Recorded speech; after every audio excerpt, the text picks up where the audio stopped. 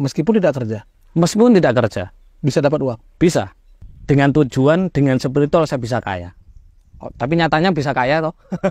Pancasona itu kalau kita misalkan ditebas gitu ya, ditebas itu bisa kembali lagi. Karena di kitab suci apapun, termasuk di kitab suci Al-Quran itu nggak ada Tuhan menciptakan manusia miskin, nggak ada.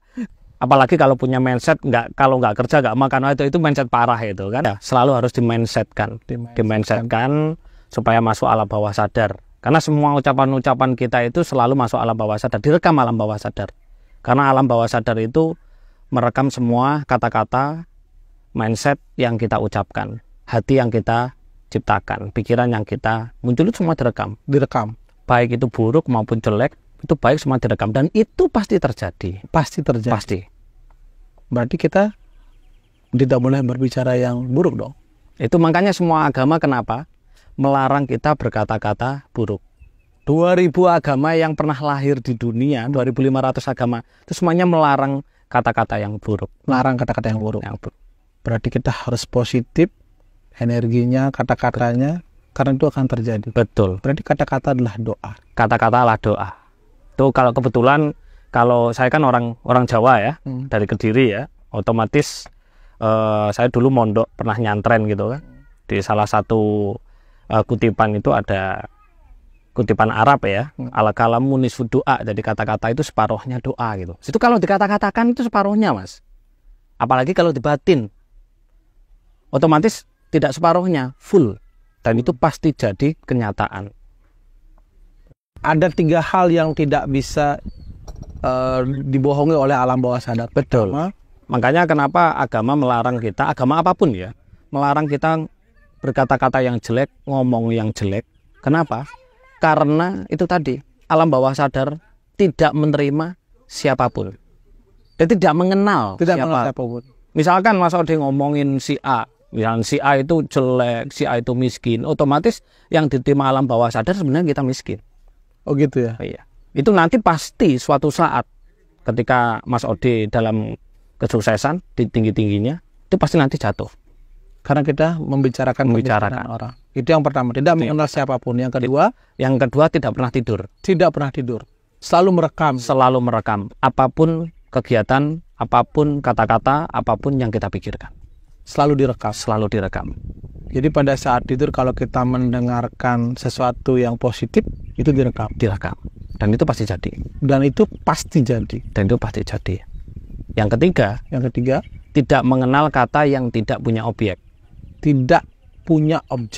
Contohnya misalkan kata tidak, kata jangan, itu tidak direkam. Makanya ketika Mas Ode misalkan nih punya hutang, gitu kan, lunas, bilang sama istri, ya asungkara mah hutang kita 1 M lunas. Otomatis yang direkam alam bawah sadar bukan lunasnya tapi hutang 1 M-nya. Oh gitu ya? Iya. Berarti apa yang harus kita bilang ke istri? Ya selesai, udah. Tidak perlu ada kata hutang lagi. Contoh yang paling real aja, Mas Ode jangan berpikir tentang gajah apa yang ada di otak. Iya, gitu. Gajah kan? Karena tidak ada objeknya kata jangan. Berarti semua kewajiban sudah selesai gitu. Iya. Ya. Udah selesai. Hutangnya nggak usah diikutin. Berarti kalau kita berdoa, ya Tuhan kasih rezeki agar kita bisa memenuhi kewajiban kayak gitulah modelnya. Jangan sampai ada bahasa negatif tentang itu pun juga masih salah. Masih salah ya. Doanya. Anda bilang apa tadi? Memenuhi semua kewajiban. 1, rezeki kan? Iya. Rezeki kan belum tentu berupa uang. Rezeki bisa kesehatan. Bisa kesehatan. Bisa teman. Mas Ode bangun tidur bisa melihat, rezeki enggak? Iya. Bisa jalan, rezeki enggak? Iya. Rezeki. Jadi kata-kata kita harus pas, doa kita harus pas. Kalau kita minta uang ya kita bilang uang. Kita minta uang, kita bilang uang. Jadi apa yang kita bilang itu harus tepat. Sehingga yang datang pun tepat apa sesuai dengan permintaan kita gitu ya. Betul. Hati-hati. Ini sebenarnya remeh. Sebenarnya sepele. Oke. Tapi orang tidak terpikirkan. Ini namanya ilmunya, ini adalah ilmu servomekanisme. Servomekanisme. Ya. Ini bahasa apa? Servomekanisme ini kan? Iya, dari luar. Bahasa dari luar kan. Artinya, ilmu pemberdayaan diri. Ilmu pemberdayaan. Life skill. Life skill. Iya. Oke. Mas dapat ilmunya ini dari baca atau belajar?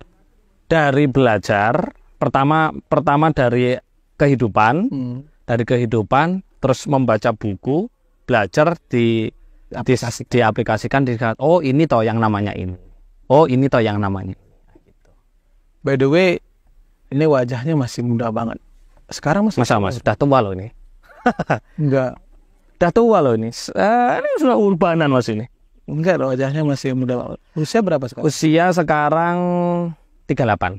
Dengan kedalaman spiritual yang luar biasa, di usia ini masih terbilang sangat muda, Mas. Masih muda ya? Masih sangat muda, karena kan kata orang kan orang belajar itu setelah after 40 kan, setelah ya 40 tahun. Ada sih di Jawa juga beberapa guru yang pernah saya belajar itu, kalau kepengen mendapatkan semua ilmu nanti di umur 40 tahun. Nanti Mas kan artinya tidak mengikuti itu. Sebelum itu pun Mas karena pengen, jadi Mas mendalami dunia spiritual namanya. Ya, ya. Itu dari usia berapa? Sebenarnya tanpa disadari dari SMP. SMP itu sudah mulai sering melihat ya. Sudah mulai sering melihat apa kayak penampakan. Berarti Mas gitu. punya kayak indigo six sense gitu ya? Kalau dibilang indigo tidak sih, tapi lebih kepada indera keenam. Indera keenam pada waktu itu.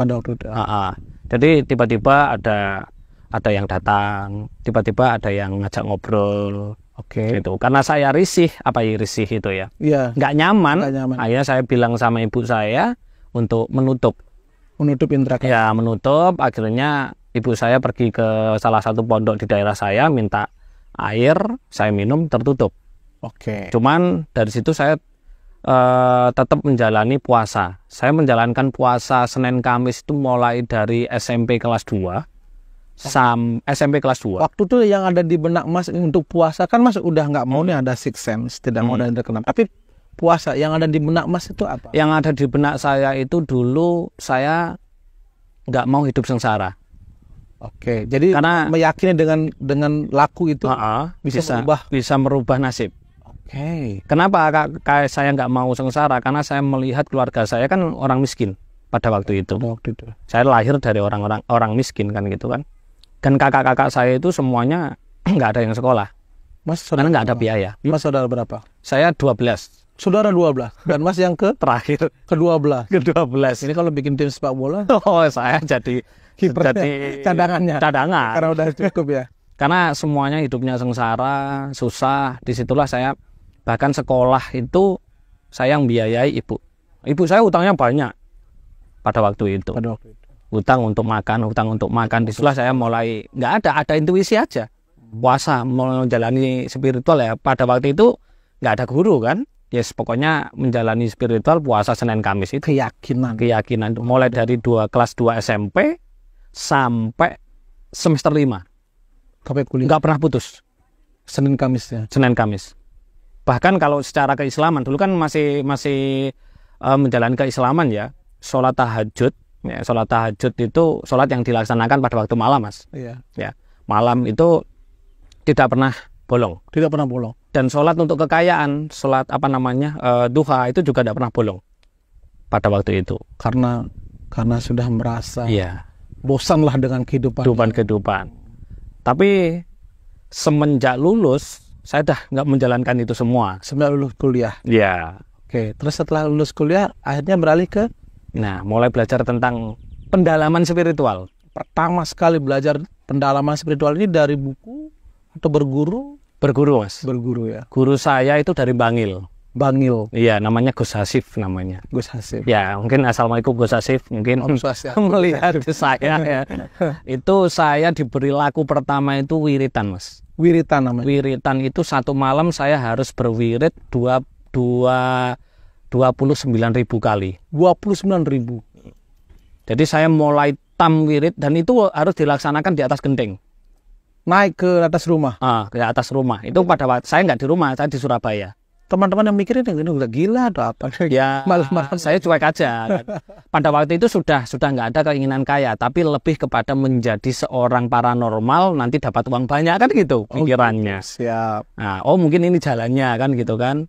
Karena sebelum ini saya itu ada tamu gitu loh, ada orang minta tolong, tapi saya nggak tahu harus diapain kan gitu. Makanya saya mencari guru, terus ketemu Gus itu. Mereka datang minta tolong itu ke Mas, informasinya Mas bisa dari mana? Ya itu saya nggak tahu. Mereka minta tolong biasanya ngapain?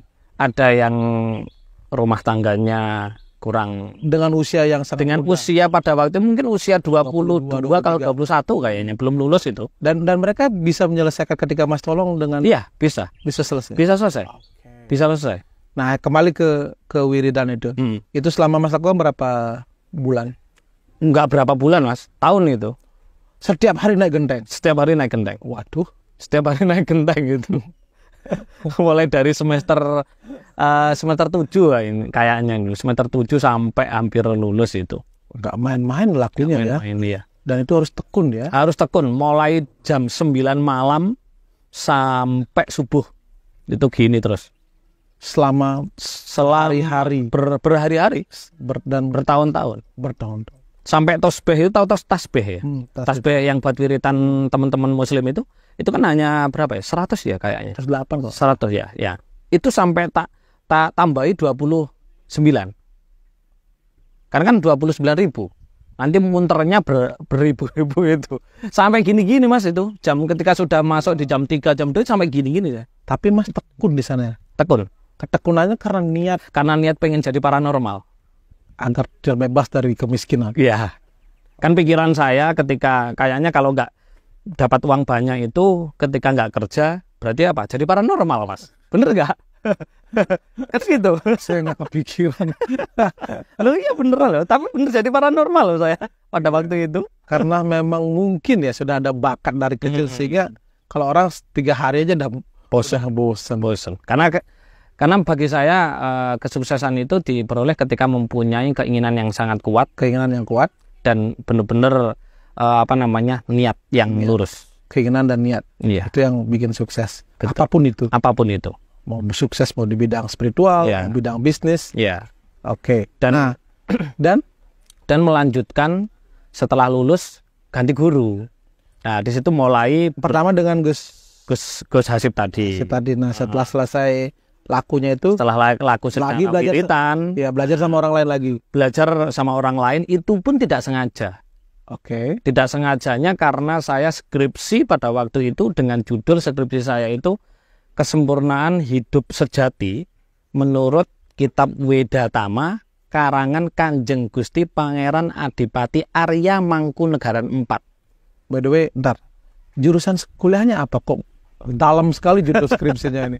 Ini kayaknya kayak jurusan psikologi apa gitu lah. Enggak sih, bukan psikologi, lebih ke teologi. Teologi, cuman kalau di UIN itu, kalau yang sekarang namanya SAA, Studi Agama-Agama. Kalau dulu itu perbandingan agama. Oke. Memang tertarik banget ya tentang ketertarikan di situ. Akhirnya saya dengan judul yang membaca buku Wedatama itu loh, kok bagus. Wedatama nama bukunya. Wedatama. Karangan Kanjeng Gusti Pangeran Adipati Arya Mangkunegaran IV. Kok bagus ini? Ini kemuliaan hidup kan. Intinya kita bisa hidup mulia. Ternyata di situ isinya tentang ketuhanan. Kita hidup menyamakan vibrasi kita dengan Tuhan gitu loh. Disitulah saya mulai terjun di dunia spiritual yang non agama. Akhirnya Mas belajar sama beda lagi. Ada salah satu guru saya itu kalau secara KTP Katolik, tapi dia ahli dalam semua bidang agama. Itu yang ngajari saya tentang meditasi, pernafasan. Itu. Nah, setelah mulai mendalam tentang meditasi A, meditasi B, meditasi D. Dan niat saya karena saya membaca tadi mulia, saya tarik lagi, tidak kepingin jadi paranormal. Intinya bagaimana saya bisa menjadi kaya. Kembali lagi ke awal kan, gitu kan. Karena di situ di keterangan kitab Wedatama tadi kita itu bagaimana hidup mulia kan. Mulia itu kan berarti kita benar-benar kaya, kecukupan, kaya tetapi tidak sengsara kan. Nah, di situ saya dapat mulai pencarian. Pencarian. Dengan guru yang kedua ini berapa tahun? Dengan guru yang kedua ini sekitar 4 tahunan. 4 tahun sampai tamat kuliah. sampai justru malah selesai kuliah dengan setelah skripsi itu setelah skripsi ini dengan beliau langsung. Nah setelah 4 tahun ini akhirnya Mas memutuskan untuk bener-bener di jalur spiritual. Jadi umumnya anak muda lulus kuliah membawa ijazah ke sana kemari mencari pekerjaan. Saya tidak mau bekerja. Saya mau mendalami spiritual. Wow. Dengan tujuan dengan spiritual saya bisa kaya. Tapi nyatanya bisa kaya toh. Out of the box sekali ya. Kita anak muda gak kepikiran begitu. Saya habis itu mau jadi pegawai negeri lah, mau kerja di perusahaan ini. Ya. Disitulah mulai pencarian guru, pencarian ilmu, pencarian semuanya dapat. Tapi dengan pencarian ini, masa-masa pencarian ini, saya menerima pasien, saya menerima klien. Sudah mulai ada yang malah banyak. Jadi saya benar-benar jadi paranormal. Mas itu memarketing diri, apa mereka dengar dari mouth to mouth, dari mulut ke mulut? Awalnya saya dikasih ritual sama guru saya.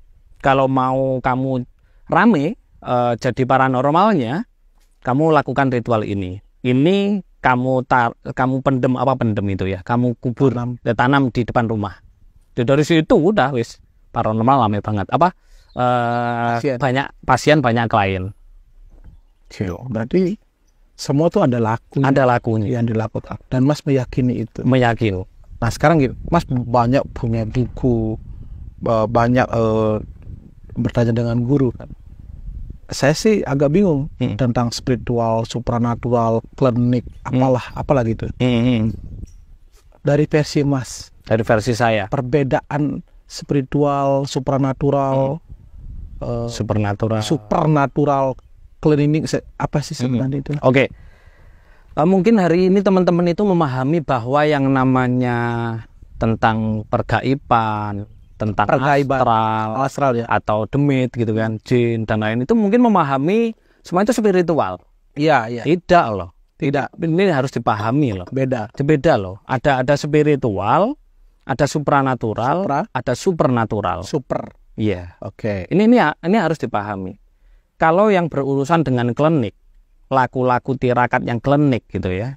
Klinik itu gimana? Klinik itu mungkin ritual, ada ubur rampe. Tahu ubur rampe ya? Mungkin kalau di teman-teman Bali malah banyak ya. Ada bunga, ada kewangan apa? Ya itulah itu namanya klinik gitu. Itu namanya klinik. Itu larinya kepada supranatural.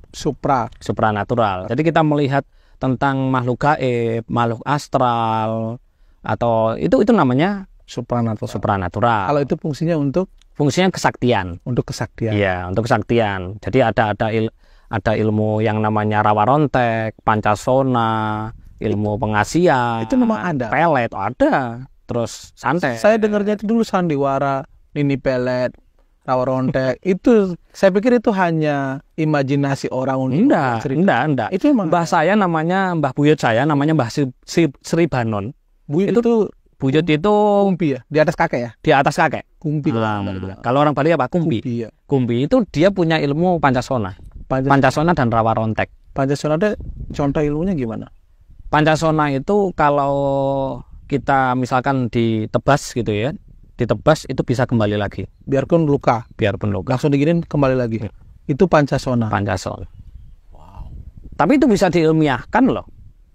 Oh bisa diuji kan ternyata. Oh, bisa diuji secara ilmiah. Iya. Jadi orang yang kena kena luka pisau itu cepat luka sembuh itu kenapa? Karena banyaknya hormon melatonin. Semakin banyak hormon melatonin semakin sembuh, semakin cepat sembuh.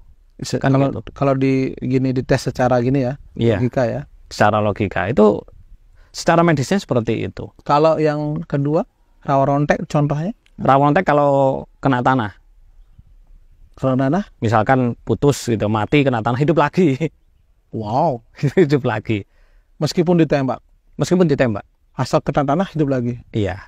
Cuman sekarang saya belum, itu kan cerita dari bapak saya nggak tahu itu beneran. Itu supranatural. Ya, itu masuk, pokoknya semua kesaktian itu masuknya ke supranatural. Oke. Kalau ke spiritual itu sebagaimana dari katanya kan spiritual, berasal dari kata spirit kan. Nah, spirit kan semangat. Ya. Nah, semangat itu berawal dari apa? Dari roh sendiri, roh. Dari roh. Lah roh itu apa? hidup kan, menghidup diri kita. Jadi spiritual itu adalah disiplin ilmu yang mempelajari tentang ilmu hidup. Tentang ilmu hidup. Ya, ilmu hidup itu apa aja banyak. Ada tadi servo mechanism, ada life skill, ada soft skill. Wah, itu spiritual. Jadi ilmu yang kita pelajari di sekolah Salah satunya adalah ilmu spiritual, tapi bidangnya adalah bidang yang lebih condong kepada EQ dan EQ. Kalau yang tadi ya sebutkan mulai soft skill, mulai life skill, servo mechanism itu lebih kepada SQ sama FQ, spiritual question dan financial question. Oke. Nanti kita lebih mengarah ke finansial sih. Soalnya sekarang banyak sekali orang-orang stres tentang finansial. Ya, Kayaknya menarik kalau sebenarnya mudah. Nyatanya apa? Nyatanya ketika saya hidup pakai spiritual question dengan financial question, nggak usah susah-susah kerja, semuanya punya. Semua punya. Saya semuanya punya.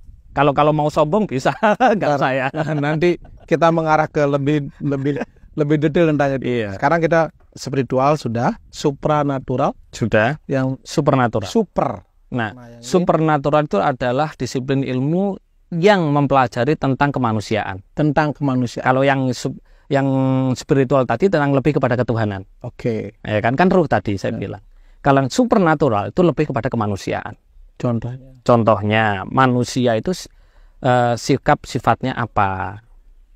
Makanya di Pancasila setelah ketuhanan, Pancasila pertama itu kemanusiaan yang adil dan beradab. Jadi tentang attitude, tentang moral, tentang budi pekerti. Oke. Itu adalah ilmu supernatural.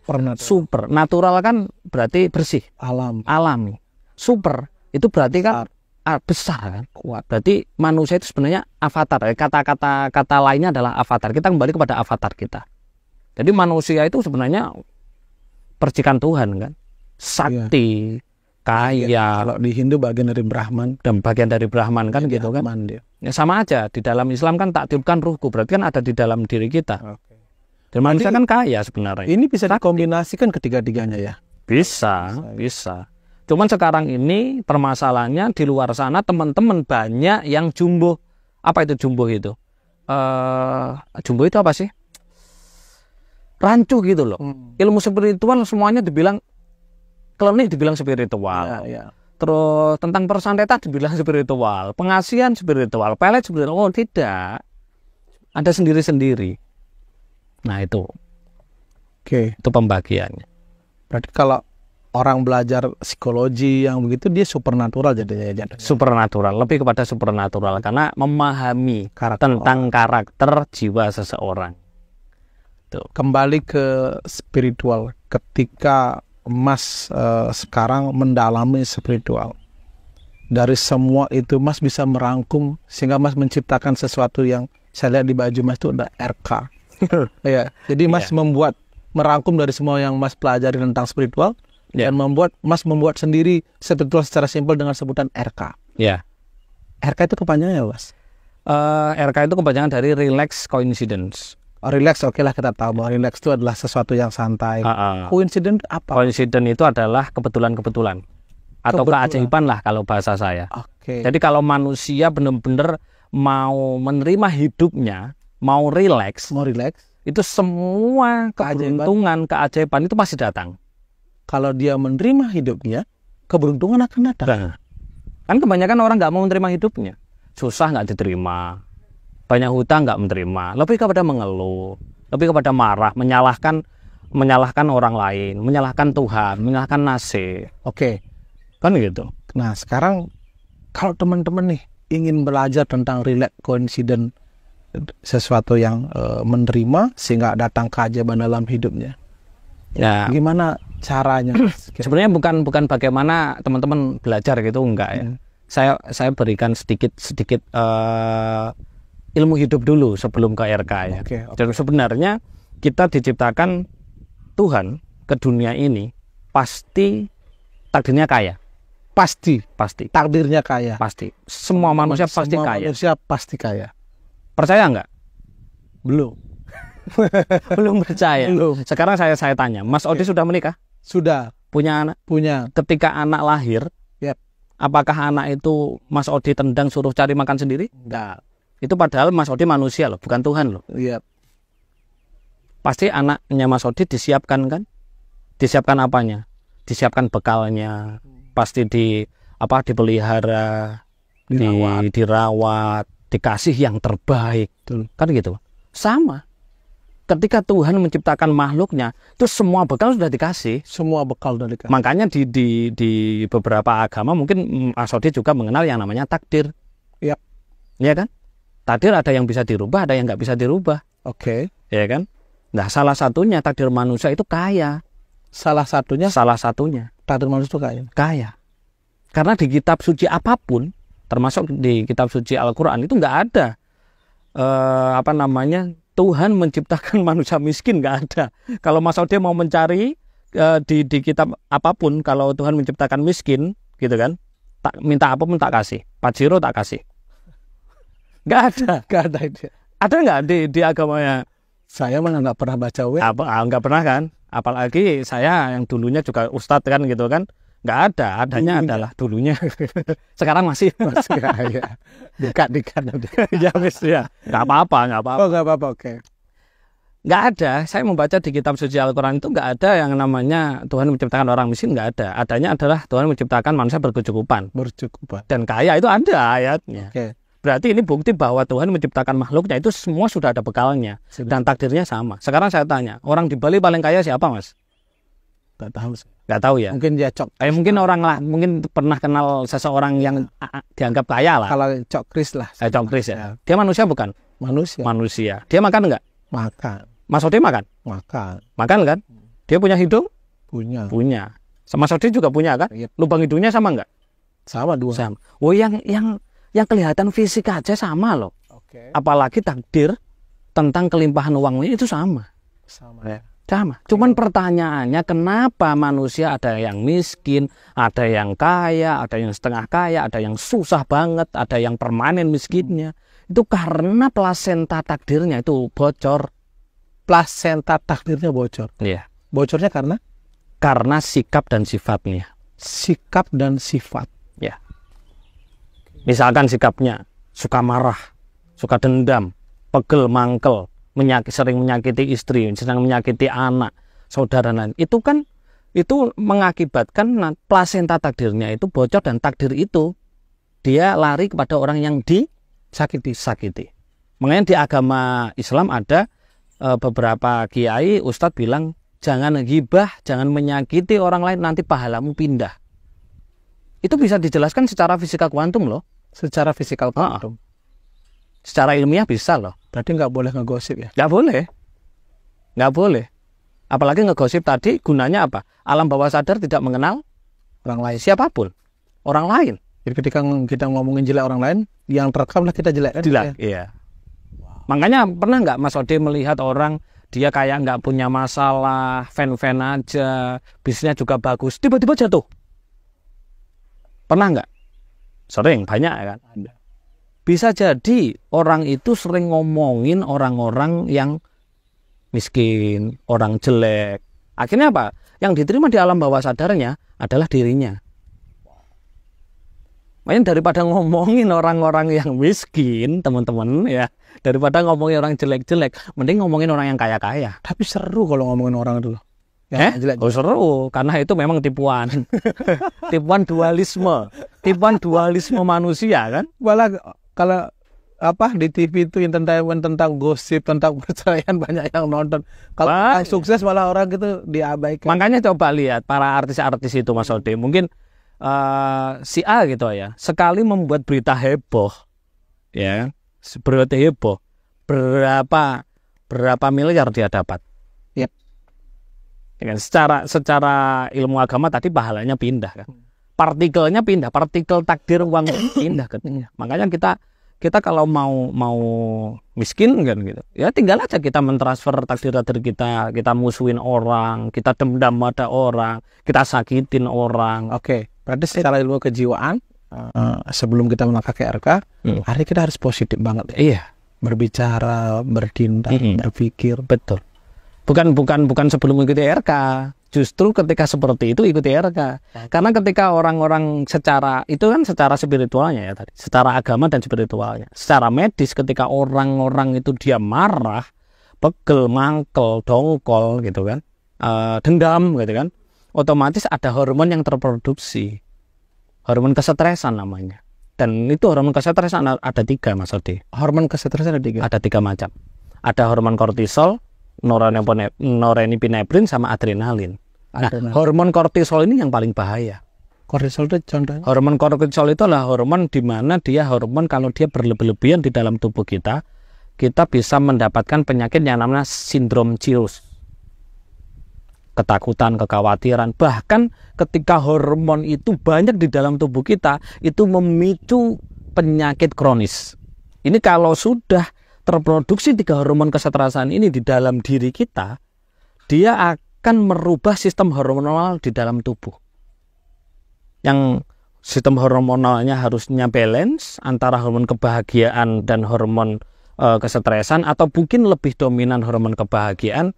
Karena banyaknya hormon kesetresan, akhirnya apa yang terjadi? Mudah sakit kan? Orang yang marah kan imunitasnya turun. Kita harus mengontrol kemarahannya. Nah, disitulah teman-teman ya bisa mengikuti RK. Kan gitu. Karena di dalam RK akan dijelaskan secara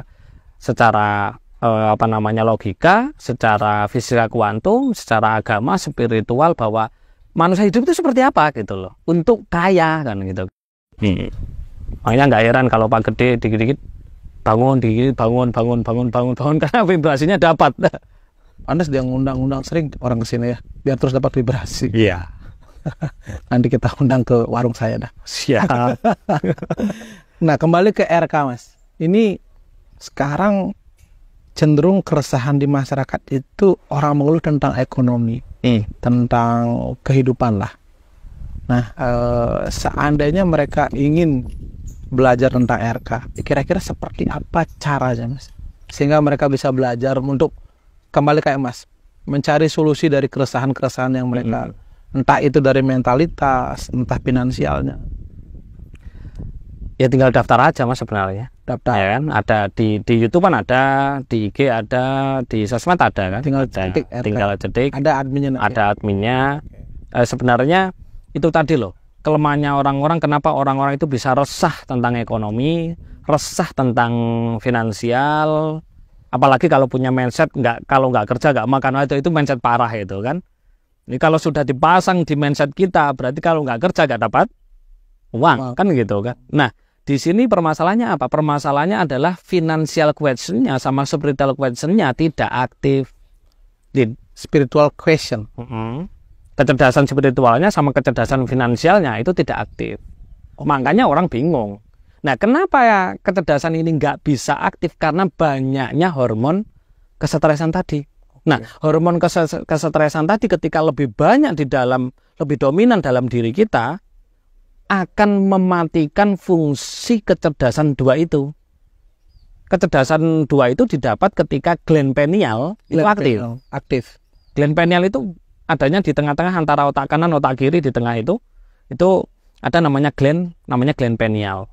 Gland pineal itu fungsinya untuk mengaktifkan spiritual question dan financial question. Orang bingung finansial karena kecerdasan finansialnya nggak ada. Itu diaktifkan lewat RK. Diaktifkan lewat RK. Jadi caranya dengan olah rasa dan olah nafas. Dengan ikut RK, setelah itu aktif, secara otomatis mereka bisa mengerti tentang cara finansial. Secara finansial. Meskipun tidak kerja.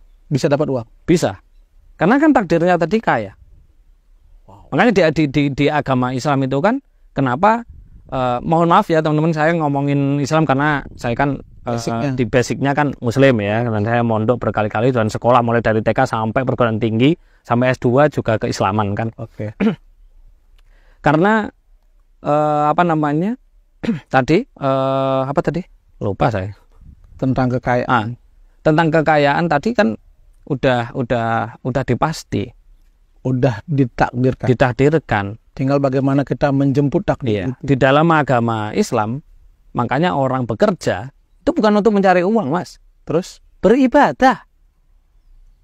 Coba deh tanya teman-teman, mungkin Mas Odi punya teman-teman Muslim gitu kan.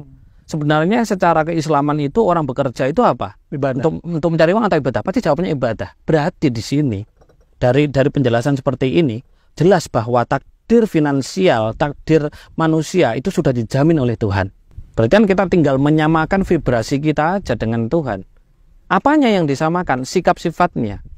Kalau sifat Tuhan itu adalah menghidupi, ya kita menghidupi. Kalau sifat Tuhan itu menyayangi, kita harus menyayangi apapun yang ada di dunia ini. Kalau sifatnya Tuhan itu mengasihi, mencintai, menghidupi, ya udah kita mengikuti.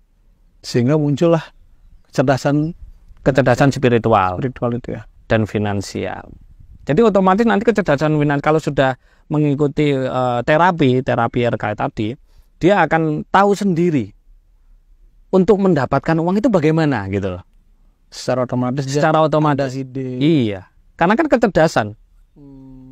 Oke. Karena kecerdasan finansialnya muncul, terbuka jadi. Terbuka. Dari beberapa RK yang Mas lakukan, ada nggak orang yang terpuruk banget, yang hampir bunuh diri? Oh banyak. Dengan RK tiba-tiba mereka berubah. Banyak banget.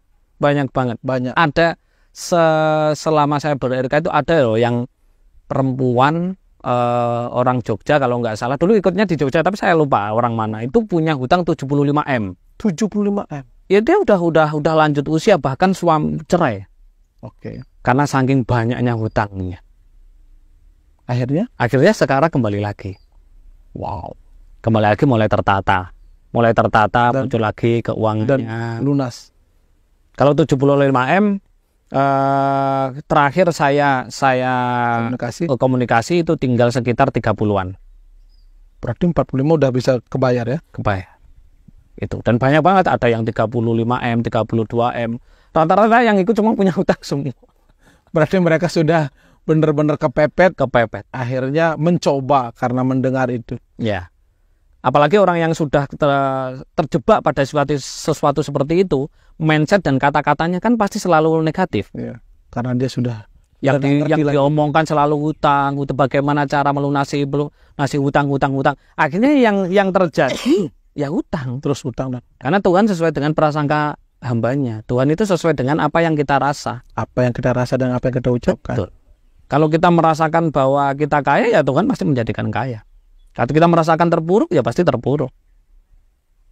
Berarti kita harus merasakan itu. Itulah yang disebut di ilmu Jawa olah rasa. Makanya di RK diajari olah rasa. Wow. Teman-teman, jadi di RK itu diajarkan olah rasa. Nah, jangan salah, olah rasa itu berarti kan ada 2 clue di sini. 2 clue. Ada olah, ada 2. Iya, ada olah dan rasa. Berarti ada tempatnya untuk mengolah dan ada yang diolah kan berarti. Nah, ini apa? Hanya nanti ada di RK itu. Nanti dibuka kalau sudah masuk ke RK. Iya. Jadi sekarang Mas kegiatannya selain RK, kalau orang untuk diobati tetap Mas layani.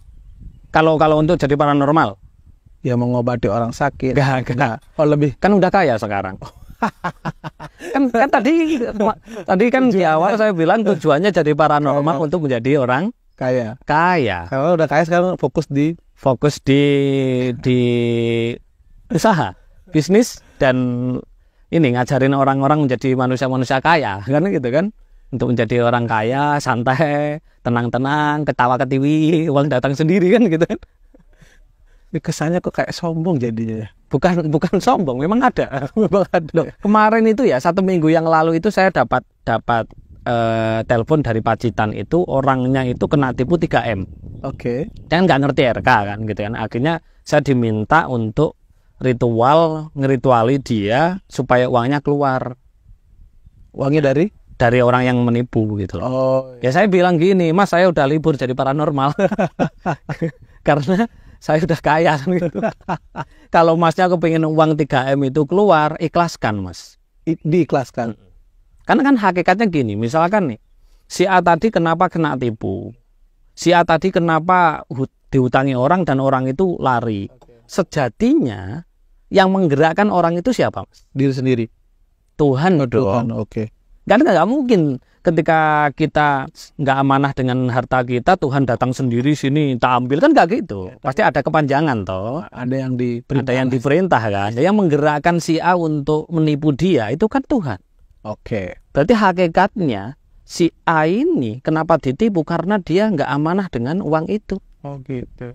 Mungkin bisa sombong, mungkin bisa angkuh, mungkin ada saudaranya, tetangganya kesusahan nggak dibantu. Makanya uangnya diambil oleh Tuhan dengan cara ditipu tadi.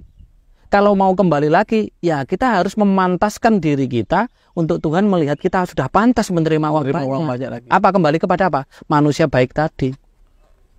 Tenang, santai, damai, baik terhadap diri sendiri, nggak mengeluh, nggak marah-marah, nggak benci, nggak dendam tadi. Nanti pasti dikembalikan. Kenapa saya bisa bilang seperti ini? Karena saya pernah melakukan itu, pernah terjadi gitu. Pernah ditipu? Pernah. Itu seperti dan masih ikhlas kan? Ikhlas. Habis itu datang banyak berlipat-lipat. Lebih berlipat-lipat. Kalau boleh tahu berapa tipu dulu? Ya lebih lah dari 2M. Bahkan mobil yang sekarang saya pakai ini dulu digelapin. Nggak pakai lampu, digelapin. 200 juta. Dan kok bisa balik dia, Mas? Dikembalikan? Karena saya kan sayang ya. Saya setiap punya segala sesuatu itu nggak pernah saya jual. Oke. Pasti saya simpan kan gitu kan. Karena saya sayang, akhirnya saya nyuruh temen ini simpen 1 tahun. Nanti kalau sudah 1 tahun nanti kita tebus gitu loh. Kan sudah turun. Nah itu kembali lagi ke saya. Berarti setelah kejadian Mas ditipu itu rezekinya berlipat-lipat. Berlipat-lipat. Bahkan bisa menanam saham ke Pak Gede juga di villa ini juga. Oh berarti ini ada saham saya. ini backupnya antara spiritual dan finansial dari Mas juga nih. Pantas sakti sekali Pak Gedenya. Backupnya nggak main-main. Luar biasa Mas hari ini. Mudah-mudahan teman-teman bisa terbuka ya. Jangan mudah-mudahan. Oh iya, jangan pasti. Pasti karena teman-teman. Mulai sekarang kalau berdoa itu jangan pakai kata mudah-mudahan dan kata-kata semoga. Harus pasti. Harus pasti. Karena Tuhan itu pasti, maha pasti. Pasti teman-teman nanti berubah pola pikirnya. Iya. Dan mengerti bagaimana berbuat baik, berbicara baik, berpikir baik. Betul. Sehingga kebaikan, rezeki datang, uang untuk berlipat-lipat. Bahkan seperti itu ya. Iya. Wow. Ini kan di dunia sudah mulai panas. Ini pilpres nih. Ini bisa dikan nanti. Kalau Mas melihat ini pilpres sekarang kan sedikit membagongkan Mas. Iya, bingung ya. Agak bingung saya. Dia mau milih siapa gitu. Tiba-tiba ini ke sini kayak catur ini Mas. Strateginya kita nggak ketebak. Tiba-tiba kuda jalan, ini jalan. Kalau Mas melihat fenomena ini seperti apa dari sisi spiritual? Dari sisi spiritual bukan kemarin sih, hampir beberapa bulan, setengah tahunan lah. Justru itu saya mencari isaroh kalau bahasanya itu. Yang isaroh itu gambaran ya. Siapa sih sebenarnya tahun 2024 ini yang pantas atau jadi presiden? Itu cuma muncul wajah sosok gitu. Kalau di sosok Jokowi. Oh Jokowi lagi kan gitu kan. Cuman permasalahannya di sini kan kalau secara perundang-undangan TAP MPR kan menyalahi aturan ya, 2 kali periode. Tetapi kan di sini dengan adanya putranya naik, di sini kan bisa dimaknai ya, bisa dimaknai seperti apa atau seperti kan.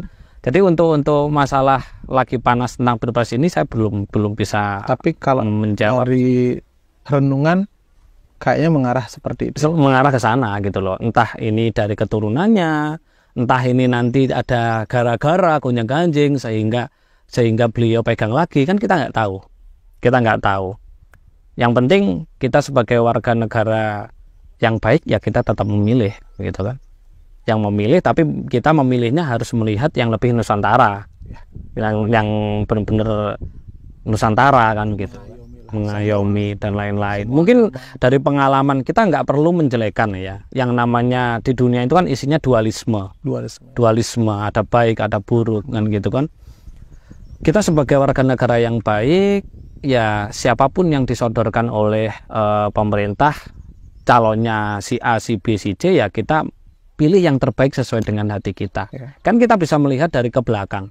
Semua yang namanya rekam jejaknya dan lain kan pasti tahu. Jadi kita pasrahkan sendiri. Karena kalau saya disuruh si A, si B, nggak bisa, Mas. Kalau kita ngomongin rekam jejaknya yang negatif juga banyak kan gitu kan. Semua punya. Jangankan beliau-beliau, kita pun juga punya gitu loh. Jadi kita nggak perlu sok baik, sok menghakimi orang lain. Jelas keliru di situ.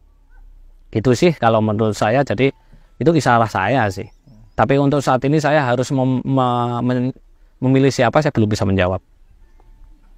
Di tahun 2023 sekarang, generasi muda itu terkenal dengan generasi Gen Z. Jadi sisi spiritual untuk mereka itu menurut Mas seperti apa? Harusnya sisi spiritual sudah diajarkan, Mas, harusnya sejak dini. Seperti saya mengajarkan kepada anak-anak saya. Karena kita melihat Gen Z ini mereka adalah generasi yang menurut saya ya kalau saya melihat di lingkungan saya, ya lingkungan agama, lingkungan rumah itu kan, mereka kalau secara ilmu agama jauh dari agama mereka. Jauh. Nggak bisa. Itu satu. Yang kedua, mereka juga jauh dari moral, jauh dari budi pekerti. Yang ketiga itu skeptis. Mudah apa ya? Nggak percaya tapi nggak mau belajar kan gitu kan. Padahal kalau kita sebagai orang tua, kita harus menyadarkan mereka bahwa kita adalah makhluk spiritual. Pentingnya spiritual itu penting. Karena gini loh, Mas, sebelum kita lari ke Gen Z dulu, kalau kita masukkan kaum milenial ya, kalau milenial kan masih ada sangkut pakunya dengan jenis kaum olah kan gitu kan, masa dulu kan. Kita harus pahami bahwa manusia itu terdiri dari 4 item. Ada raga, ada ruh, ada sukma, ada jiwa. Ini harus dipahami oleh makhluk zaman sekarang, oleh manusia zaman sekarang, terutama Gen Z. Nah, ini masing-masing harus paham. Tapi Gen Z nggak ada yang menyadarkan bahwa kita ini makhluk spiritual. Raga kalau tidak ada ruh itu masuk ranah apa, Mas? Kan masuk ranah spiritual kan? Betul. Nah, spiritual ini butuh apa? Kan semua ini butuh makan, Mas. Kalau raga makanannya apa? Ya makanan, minuman kan. Ini kalau nggak diberi makan, apa jatuhnya? Sakit, mati kan gitu kan. Nah, kita punya ruh ini juga butuh, Mas. Butuh yang namanya makanan. Makanan ruh itu apa? Makanan ruh itu adalah ilmu ya. Gen Z sekarang suruh belajar malas-malesan, main nge-game, main gadget, ngopi bareng, cuman kan ngobrol-ngobrol doang, happy, fun doang kan gitu kan. Ilmu nggak ada. Ilmu secara agama juga tidak mendalam, ilmu spiritual nggak dalam, nggak. Ilmu supernatural enggak. Ilmu pengetahuan ya cuman gitu-gitu aja di sekolah. Kan gitu. Serius ya dengarnya. Iya, kan gitu kan. Makanya Gen Z dia mental paling lemah, mudah patah, mudah bunuh diri, susah, sekolah nggak mau. Kan gitu. Kerja nggak serius, maunya enak doang kan gitu kan. Maunya instan. Padahal semua itu dari spiritual. Proses. Nah, yang ketiga ada sukma. Sukma ini adalah laku, Mas. Laku tirakat makanannya. Energi gitu loh. Makanya tadi saya bercerita di penjelasan yang tadi itu, saya sudah mulai laku spiritual untuk mengambil energi sejak SMP kan. Jadi ada energi gitu loh. Nah, energi ini fungsinya apa? Fungsinya nanti untuk kita berdoa, untuk kita visualisasi, untuk kita olah rasa dan lain-lain. Dan yang keempat adalah jiwa. Jiwa ini tiga ini kalau bagus, jiwa otomatis bagus, Mas. Jiwa itu apa? Jiwa itu adalah makanannya adalah keinginannya yang terjadi. Nah, Gen Z ini kalau jiwanya keinginannya semua mau terjadi, mau terwujud, ini harus dikasih makan semuanya. Tetapi Gen Z ini tidak ada yang mengarahkan, Mas. Coba ilmu di sekolah, apa yang dipelajari? Sekedar belajar saja. Mereka nggak salahkan juga gurunya. Nanti kalau terlalu tegas, kayak dulu kan kita tegas, diatur.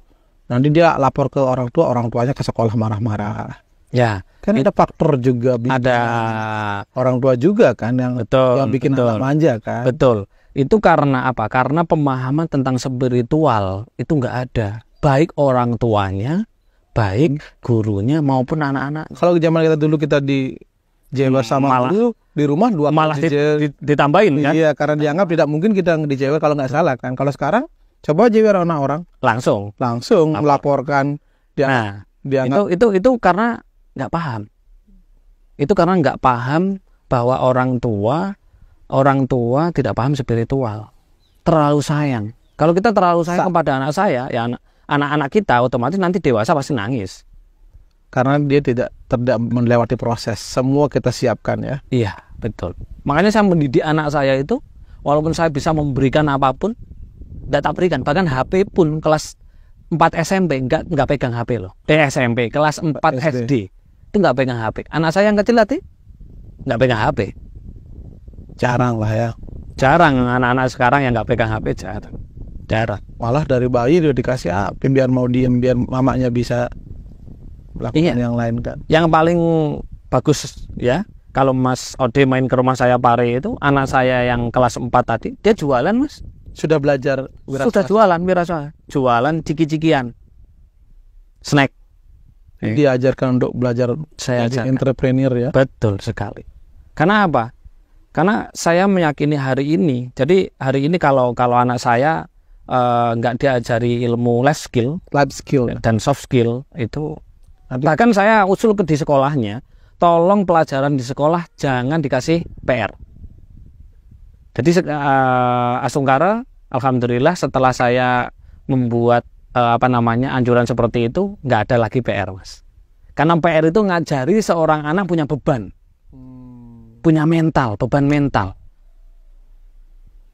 Kan gitu. Akhirnya nanti diaplikasikan kehidupannya ya seperti itu. kembali ke energi. Jadi kan ketika orang itu berbicara yang gibah, itu kan energi yang negatif. Iya. Terus kalau orang menyentuh orang lain yang energinya negatif, itu juga sangat luar biasa ya, mempengaruhi ya. Sangat mempengaruhi. Oke. Mungkin ini saya kasih clue dulu. Pernah nggak Mas Ode membaca bukunya Dr. Joe Dispenza? Enggak. Yang judulnya Becoming Supernatural. Jadi kembali kepada manusianya manusia supaya bisa memanusiakan manusia, kan gitu kan? Nah, itu penting Mas. Di situ dijelaskan, tidak hanya di buku itu aja, banyak sebenarnya. Kita ngobrol seperti ini sebenarnya tukar energi. Ketika kita berbicara dengan orang positif, Ya kita akan bertukar energinya positif. tapi ketika kita berbicara dengan orang yang ngegibah, kita bertukar negatif. Bertukar negatif. Itu baru bicara, Baru bicara, belum menyentuh belum menyentuh. atau berhubungan badan. Apalagi hubungan badan. Menyentuh saja itu kita bisa energi.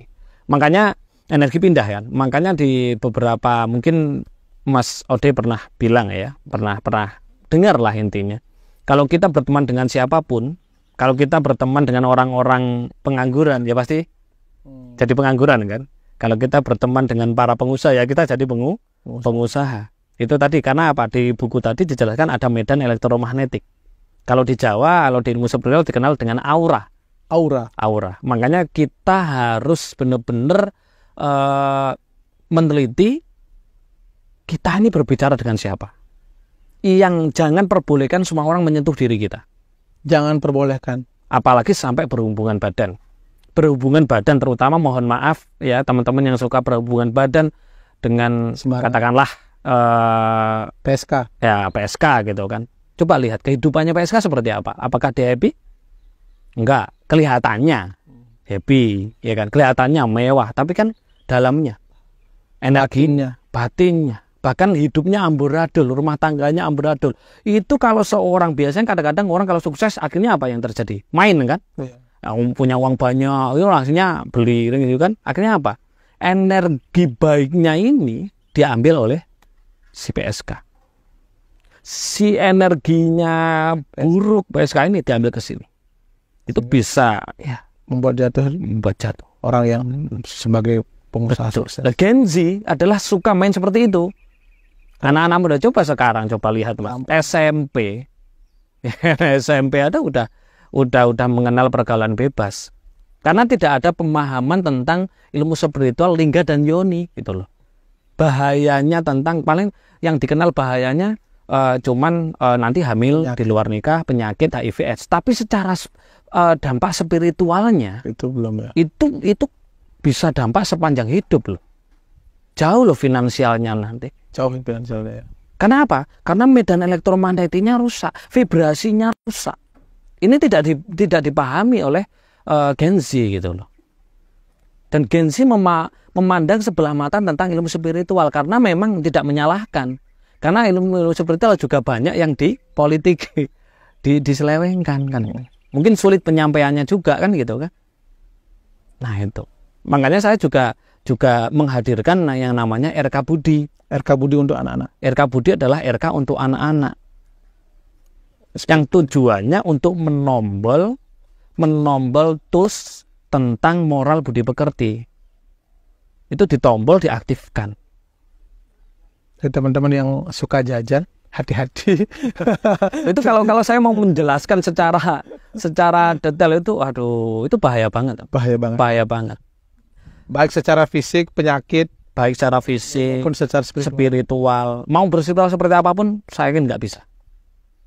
Nggak bisa. Padahal itu asik. Asik secara rasa kan gitu kan. Sekarang saya tanya, kalau suka jajan seperti itu, ya, otomatis di situ kan kita menghina tentang asal usul manusia kan. Kita dari ibu. Ya, menghina asal usul apa? Lingga dan Yoni. Okay. Menghina ilmu yang namanya Sangkan Paraning Dumadi. Sangkan Paraning Dumadi. Dari mana kita berasal? Kita dari mana berasal? Terus kita ngapain di dunia? Terus jadinya seperti apa? Kalau cikal bakalnya, asal usulnya kita buat mainan, kita hanya buat happy-happyan, Lingga dan Yoni, udah pasti terpuruk. Pasti terpuruk secara finansialnya, secara spiritualnya, kebahagiaannya, rumah tangga juga pasti rusak. Kan itu kenapa? Karena kita harus harus dikendalikan. Bukan dikendalikan, Mas. Itu sistem hormonalnya yang harus dibalanskan kan gitu kan. Orang godaannya sekarang banyak sekali. Godaannya banyak sekali. Sekarang saya tanya, Mas, bentuknya sama enggak? Sama. Rasanya sama enggak? Semangatnya beda kayaknya. Ini pengalaman ya. Pengalaman. Kata orang. Tapi sebenarnya ada yang lebih asik loh teman-teman. Apa itu? Bersenggama dengan Tuhan. ini ilmunya ilmu apa ini? Bersenggama, mungkin orang-orang selama ini bersenggama dengan manusia ya, dengan makhluk lain jenis kan, dengan laki-laki, perempuan kan. Ini ada. Ada ilmu gitu. Ada ilmu bersenggama dengan Tuhan ada. Oh ya? Itu malah nikmatnya melebihi nikmat bersenggama dengan manusia, Mas. Berlama-lama bahkan. Kalau bersenggama dengan sesama manusia kan paling beberapa menit, 10 menit maksimal. Cerot udah becek kan gitu kan. Udah becek, udah lemes, nggak bisa lama kan gitu bayar kan. Lagi. Terus bayar lagi. Habis itu coba kayak orang goblok kan. Tolak gitu kan. Ngantuk. Gitu. Nah, kalau bersenggama Tuhan itu ada ilmunya, Mas. Kita kan gini, manusia itu ada dua unsur. Ada unsur insaniyah, ada unsur ilahiyah. Unsur insaniyah berarti unsur manusianya. Unsur ilahiyah berarti unsur Tuhannya. Kita kan nggak bisa hidup kalau nggak ada Tuhan dalam diri kita kan, bener nggak? Tuhan juga mempunyai dua unsur ilahiyah dan unsur insaniyah. Ketika kita bermunajat ya bahasanya. Kalau saya meditasi gitu kan.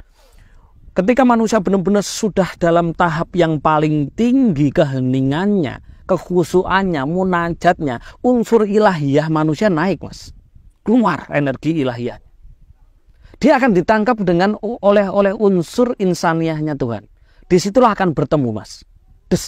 Disitulah yang namanya bersenggama dengan Tuhan. Itu nikmatnya melebihi bersenggama dengan manusia. Makanya kenapa saya dulu sebelum menikah, saya punya cita-cita nggak mau menikah, Mas. Karena sudah merasakan bersenggama dengan Tuhan. Nikmatnya luar biasa, Mas. Bisa berlama-lama, Mas, berjam-jam, berhari-hari. Tapi karena permintaan orang tua saya, karena saya anak ke-12 tadi, kepengen menerima cucu dari saya, ya terpaksa saya menikahkan gitu kan dulu.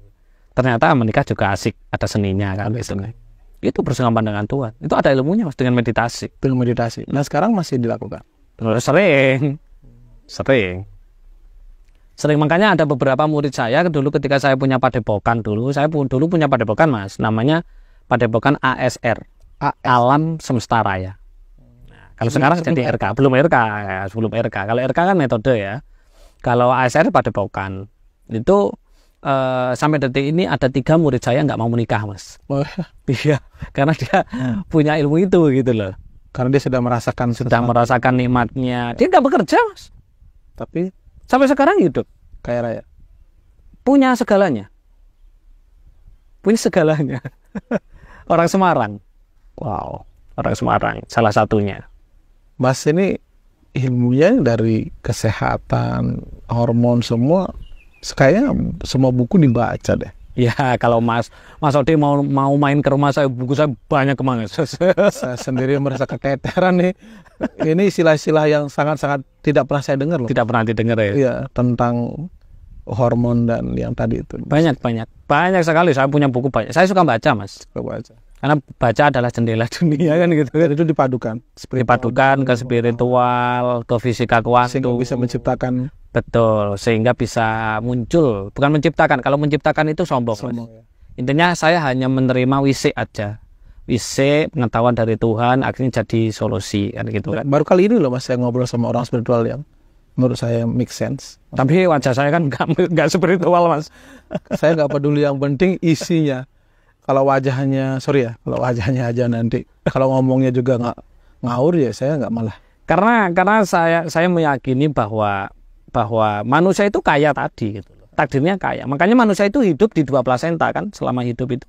Yang pertama kita hidup di plasenta ibu kita selama 9 bulan. Hidup nggak? Hidup. Setelah keluar kita pun masih hidup di plasenta, yaitu plasenta ibu pertiwi. Ibu pertiwi ya.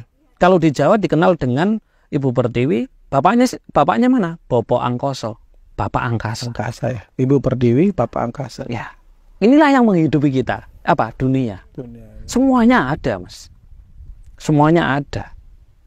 Nah itu penting sekali. Bahkan makanya kenapa kita dituntut untuk menjadi manusia baik. Manusia baik. Tapi saya yakin teman-teman di luar sana meyakini dirinya baik kan gitu kan. Baik terhadap orang lain. Terhadap dirinya sendiri belum tentu. Tapi baik terhadap dirinya sendiri saya yakin. Saya belum percaya. Karena dosa terhadap diri sendiri itu paling banyak. Iya. Ya kan? Mengeluh setiap hari. Mengeluh setiap hari. Marah-marah setiap hari. Bahkan pelampiasan kadang-kadang kepada anak, kepada istri. Akhirnya menambah karma kan? Menambah dosa kan? Nah ini harus dipahami. Ini adalah ilmu spiritual sebenarnya. Ilmu hidup sebenarnya. Makanya guru saya dulu pernah bilang bahwa manusia hidup itu harus mengerti hidupnya. Kalau manusia hidup nggak mengerti hidupnya, seperti mayat hidup, seperti zombie Mas. Zombie dia. Iya. Lari ke sana kena BRI, lari ke sana kena Mandiri, lari ke sana kena BCA, hutang A, hutang B, hutang C. Akhirnya apa? Kayak zombie kan hidupnya. Kelihatannya hidup tapi apa pikirannya? Kosong. Karena tadi dia tidak mengerti ilmu hidup.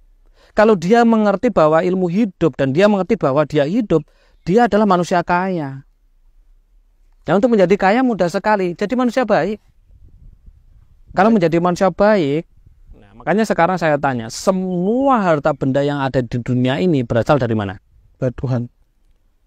Dari tanah atau? Dari tanah. Dari tanah, ya. Kalau secara keagamanya, secara dari Tuhan. Kalau secara logikanya kan dari tanah semua. Rumah terdiri semua cuma dari tanah, batu bata, semen, semuanya rumah. Bahkan uang pun juga dari tanah, kertas. Ya kan? Harta yang paling mahal di dunia ini apa, Mas?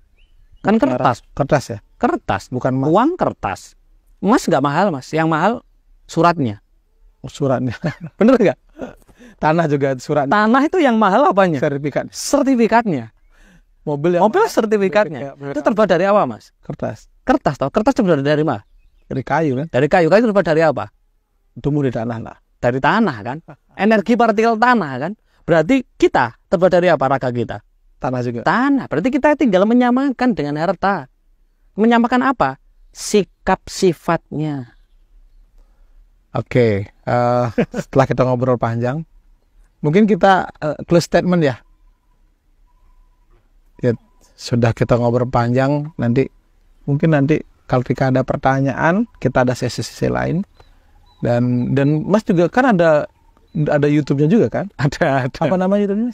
RK Mas Yunus. RK Mas Yunus. Jadi yang di sana banyak saya mengulas tentang bagaimana cara melunasi hutang tanpa membayar. Oh, yes. Yang teman-teman yang banyak utang, tonton YouTube-nya Mas Yunus, melunasi utang tanpa bayar.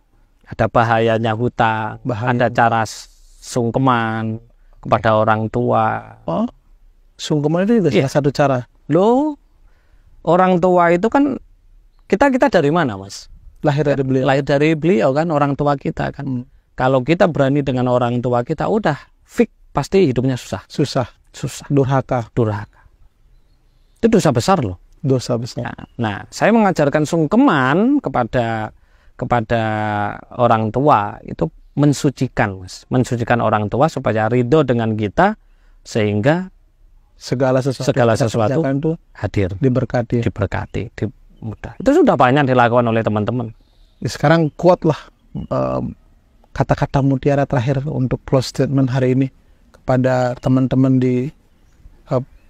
yang setia nonton channel Inspirasi Balikku. Apa kira-kira pesan yang buat mereka? Pesan buat teman-teman yang pertama adalah muliakan orang tuamu. Muliakan orang tua, maka dirimu pasti mulia.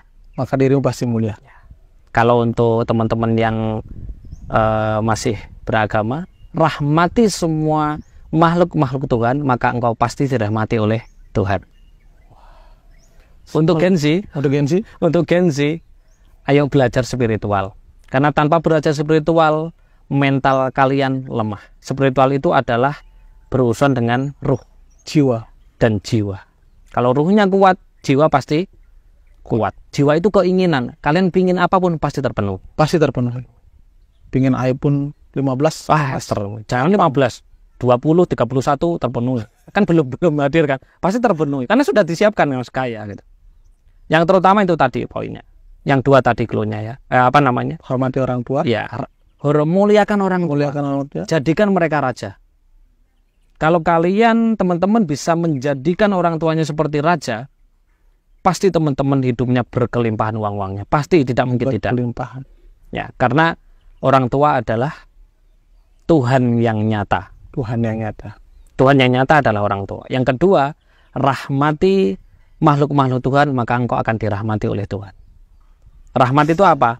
Menyayangi, baik dengan semua makhluk Tuhan. Kalau di Bali bilangnya sarwa hidup. Semua yang hidup itu disayang. Betul. Entah tumbuhan, entah hewan, entah manusia. Ya.